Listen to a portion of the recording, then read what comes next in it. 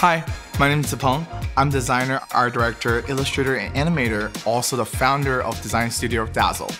If you're serious about web design, Editor X is the platform that you want to get your hands on.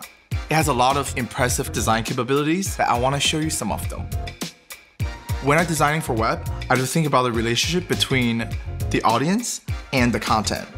So here, it's a mesmerizing eyeball that I designed to follow you around. I know it's a little creepy, but it's also kind of fun. And I did it without even using a code. So let's take a look at it. Before we get started, I want to make your view a little clearer. One sec. I would drag this handle in a little, so even when this panel's open, you can still see my whole canvas, okay? Cool. So I'm working with a single section. I'm gonna set the height to 100 VH. Now, whatever devices you come visit me on, my design would totally fit it. In your face, just how I like it. Now, I need a container. So let's grab one, remove the border, and the color in it. We don't just want any yellow. So I'm adding this loud and proud shade to the palette.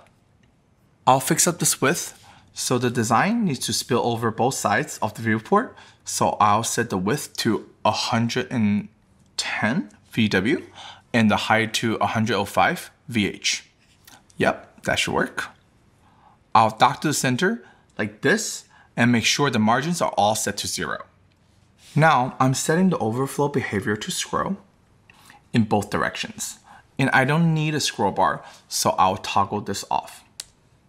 Okay, next up, I'll add this container to be the white of the eye behind the eyeball.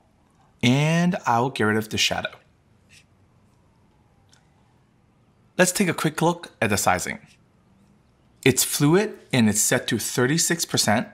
That means it's sized in relation to its parents. In this case, it's the yellow container. Again, dock it to the center, set the margin to 0. Now, we need these two image files. Okay, let me drag the eyeballs in.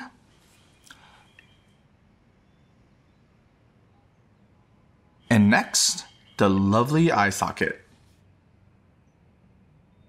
The same drill with the docking and the margins.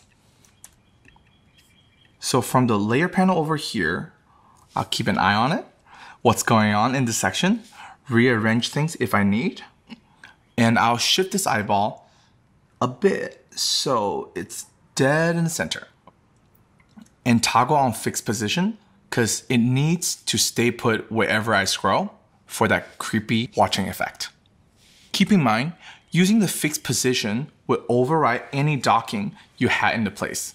The system will automatically dock the element to the closest edges. But I don't want that, I'm gonna keep it. And you guessed it, dock it right at the center with no margins.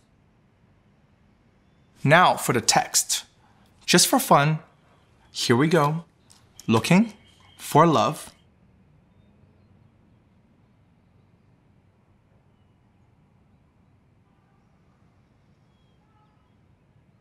And there it is, a little bit of the rainbow love on a webpage.